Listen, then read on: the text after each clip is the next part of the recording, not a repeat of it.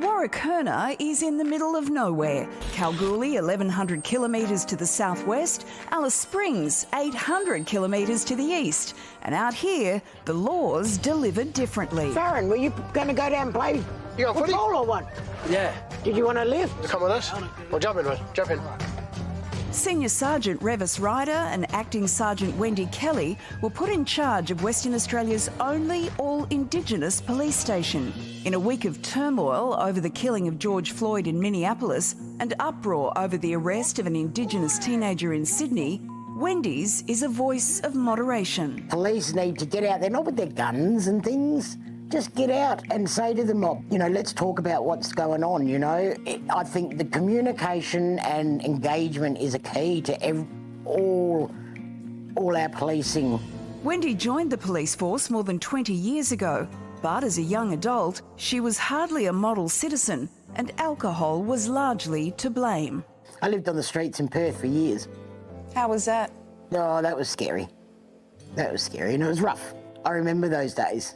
And I remember trying to crouch in a little corner and it was trying to get warm. So what turned your life around, Wendy? One night I ended up with my throat cut and the doctor that I went to see had said, Wendy, you're so lucky. He said, you're only centimetres away from your jugular. I was in a detox unit with the Salvation Army and it was like, I woke up the next day and I looked and I thought, no, I've got to stop. I've got to stop. So I did. These things always take baby steps. So what were the first steps that you took? I did rehabilitation for 3 months and then I started working in the detox unit where I started. So you wanted to use your own experience to help others? Oh, absolutely, and I still do it. I still do. I've never forgotten where I've come from, which is my key. And you must use that every day in the work that you do now? Yes, because every time I see someone, it's like, that was me. I can see me. Hey, yeah. At Warrakurna, Wendy and Revis worked to build a bridge with the local community, and it's paid off handsomely. The social issues dropped considerably. The crime dropped considerably. The kids all going back to school and, you know, they're just so excited to see us and it was great. High five. Oh, solid.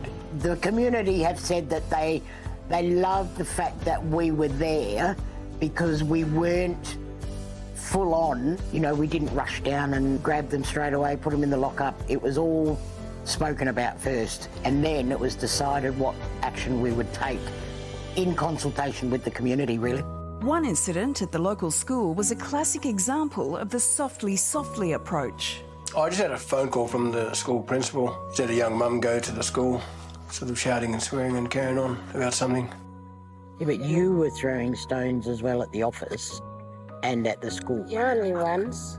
Doesn't matter. You can't be doing that. You need to talk to someone. If you're angry, you need to talk to someone. Right, you give us a call, come and Give us... and we'll come and talk to you about it. But don't you be running amok, okay? We can relate to the community and the community can relate to us because we're Indigenous. We have that respect for elders. We have respect for communities. I mean, I've always said that whenever I go to a community, I'm a visitor. Because I'm a visitor, I have to learn the protocols of a community. Kuran. Jilpa? Jilpa. Walkunu Jilpa. An early hurdle was the fact that neither Revis nor Wendy spoke the local language.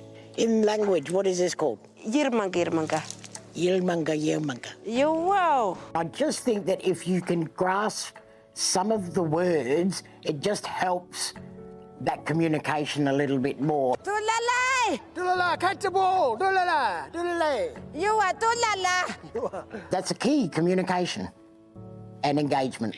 What would your advice be to police who can feel that disconnect between the Indigenous population and their policing style? What would your advice be?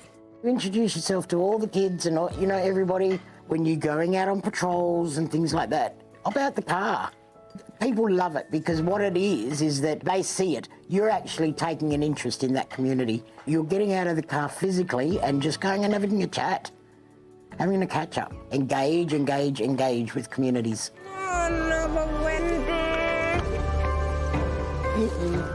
After 2 years at Warrakoona, Wendy's been promoted and transferred to Kalgoorlie. She's working on a plan to improve community relations in an area 3 times the size of Victoria.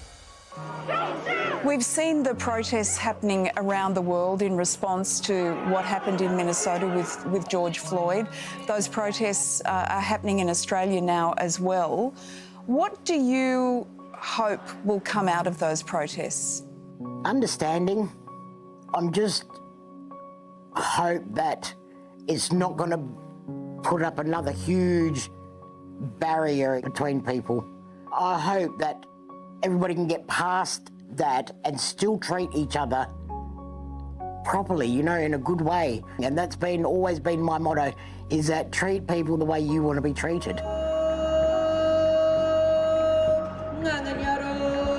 When it comes to unifying this country, what would your message be? We're all humans. You know, cut me, I bleed red. The same as you, Lisa. We're all human. But we've got to bridge that gap and listen to the people, like the local elders and custodians of the country. There needs to be, on all sides, just listening to each other.